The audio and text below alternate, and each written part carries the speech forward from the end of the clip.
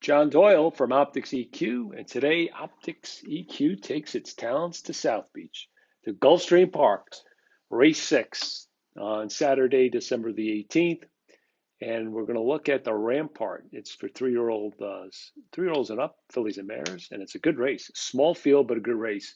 Um, I'm going to deep dive into this race, but I'm also going to show you OptixFOCUS for this race. And what is OptixFOCUS? It's a report we put out um, sometimes on the weekend, depends. And what we do is if you buy notes, you get the product for free, but it might be a product in the future. So I wanted to just get you introduced to it so you can see what it is and how it works and how to use it. Okay, so let's start with the plot.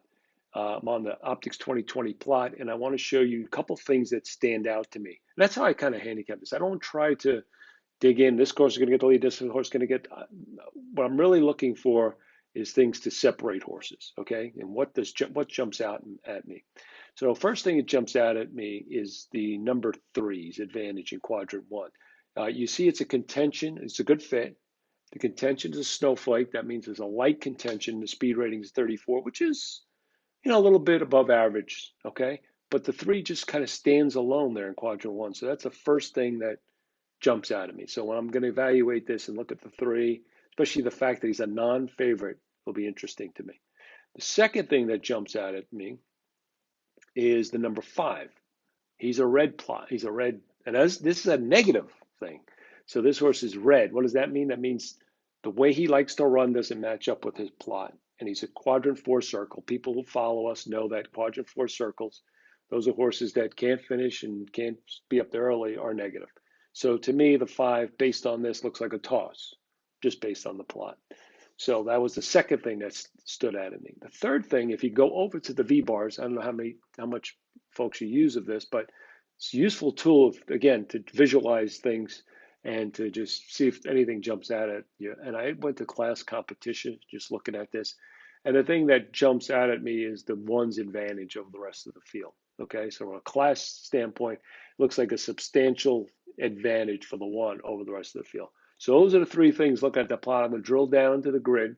I'm going to go one horse at a time because it is a small field, and then we'll take a look at how we rate these horses on OptixFOCUS report. So I'm going to start with the one, Allworthy, and this horse. If you go back, we're going to handicap her from bottom to top, okay, because she's got a light career. First race, and this is an issue with her a little bit, slow out of the gate. And she was against the flow, but she closed and she ran a decent third. Came back again slow out of the gate, no lead change at Gulfstream. But then the light went on or something because her third race was just monster. She made two moves, ran a big B plus, and she won the race easily and broke her maiden. Right, first back with winners. She ran a B and a no lead. To me, it was better than that. I watched the race again, and I probably, if I was making the note for this, I would have said even better than a look because the way she finished up, she looked like something special. And the connections must have thought so too because they shipped her to New Jersey for the Oaks. And she ran fourth, okay? And you could just see that the race was a very fast, very fast, very fast. That, to me, it was a strong race, even though the figure came back a little bit low to me. It looks like it was a strong race nonetheless. And then they shipped her to Charlestown, so she's traveled here, and it was one of those spaced out fields. She ran a good third closing. It was seven furlongs. She might need a little bit more than 7 furlongs. And you can see we denoted this race as a key race. So it came back very strong, that race. So she ran third in a really good key race, grade 3 level. And then they put her up against a bunch of monsters in the $1 million race at Parks, grade 1. And she was slow out of the gate, just never got on track. But I guess she was there for half of the race and just kind of ended it after that. But I wouldn't hold that race too much against her. And if you look, she's getting back to 8 furlongs at Gulfstream. This is her track against non-graded stakes horses. So if you look at her races, okay, at Gulfstream going 1 turn miles, both wins. She's getting back to that, which is very positive. So if she can even get back to that 96 or better, she really fits here. and she looks strong. If you look at her works too, I know she's coming off this layoff, but really good works, improving works. She's had 7 works since the last race. She's had 5 works in the last 45 days. You can see these 5 works. They're really solid, and she really topped it off with an excellent workout. So I like that. I like the fact that the barn is going real well early in this meet, and they get their regular rider on here. I think to me, she's probably the horse to beat, even though she's 4-1, and there's others in here favorite. I think she's looks like a strong contender. Uh, the other horse that I wanted to point out, which I kind of forgot to allude another thing on this plot, was how the two square, bigger than everybody else's. So that's another point to make here, and that's the number 2, Don't Get Cozy. And she's coming back quick off a race where she was slow out of the gate and extra wide. The problem with her, you can see from a class perspective, she's a little bit below these horses from a class perspective. But she really, I'm going to show you her 8 furlong races, pretty much most of them 1 turn of Gulfstream too. She's really a specialist for this distance and this track. Just worry that she might be a little bit below in class, but she's a contender. So someone to factor in your exotics. Don't like her as much in the win end, especially the fact that the pace scenario of the race and the class. Okay. Number 3, we talked about having that pace advantage. So I want to include that horse in looking at this race. She's second off a layoff. Let's look at her lone races when she's got a lone lead, which she might have today. She runs very well. She's very competitive with that kind of run, especially at this 1 mile, 1 turn race. So very competitive. Dance Euro, one of the contenders, and my second choice after the 1. And then if you look at some of the horses that are going to take some money, also the number 4, Queen Nakia, I'm not crazy about her. She's a 6-year-old now, and she's kind of like was classy and all the rest, but she's kind of her form has been off. You see these layoffs, 48, 86 days, and after she came back an 86-day layoff, and when we first looked at the race, we thought she was getting kicked back and she was acting really weird, but she really wasn't. She wasn't getting dirt in her face, and so we switched that to Ouchie, and she just didn't look comfortable. Maybe she improves off of that, but sometimes when these horses start to go bad, these fillies, these mares, they just stay that way. And you can see her speed figures are declining. She's 3-1 in the morning line. So if you like her, fine. I'm downgrading her. I'm against her. I think she's not headed in the right direction. There's just others here with more upside. So I'm negative on her. The 5 we talked about being a toss. You can see the speed figures just don't match up. She's just too slow. Changing barns from McPeak. So I don't know if he's kind of given up on her. She's coming off a layoff. She really seems up against it. And the number 6 is a really nice horse, Dream Marie. However, my concerns with her, I'm going to show you something here. I'm going to look at Gulfstream Park races. At first blush, I said, wow, she'd really run really well at Gulfstream. Okay. But you got to look at the levels she was kind of running this race at maiden 20, claimer 50, whatever. They weren't really early on held her in high regard, right? In fact, one of the races was at Gulfstream Park West. So I said, wow, she can really likes this track.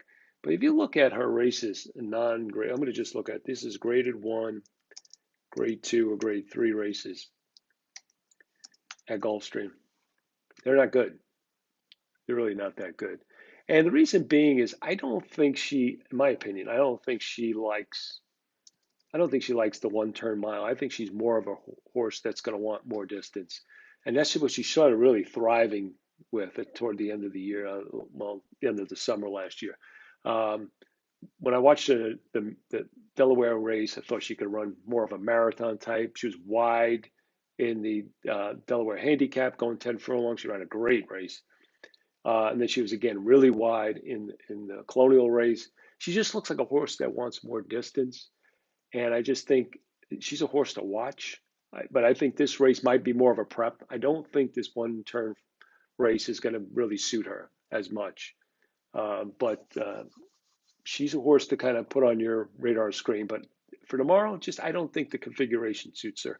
So we're going to be against her also. So for me, it's The 1 is my key in this race, and then the 2, maybe a little bit of a long shot, and the 3 has a chance to really do some damage here, being blown on the lead. So 1, 3 will maybe back up on the 2, and I guess if you're playing some of these multi-race wagers, I'm going to really lean on 1, 3 here, but mostly 1. Okay, so I'm going to show you the OptixFOCUS report because that's some of that's in there. So, oops, that's not the right report. Bring up the OptixFOCUS report. When you get the report, you'll see a key, so you'll understand what all the fields mean. So I'm not going to go into that, but just so you know that it's there. But what the important things here is, like, we label the race. So is it a playable race, or what is it? And so what is a playable race? It's a race narrowed down to several contenders, so we can get a real handle on it. And you want to be looking at the post time odds and dictate where you're going to go, because we give you these odds called F odds, and that's our expert odds line. So you can compare that to the morning line, you can compare that to the post time odds, and see if there's value in terms of what our analysis or what we think the horse's right odds should be versus the public.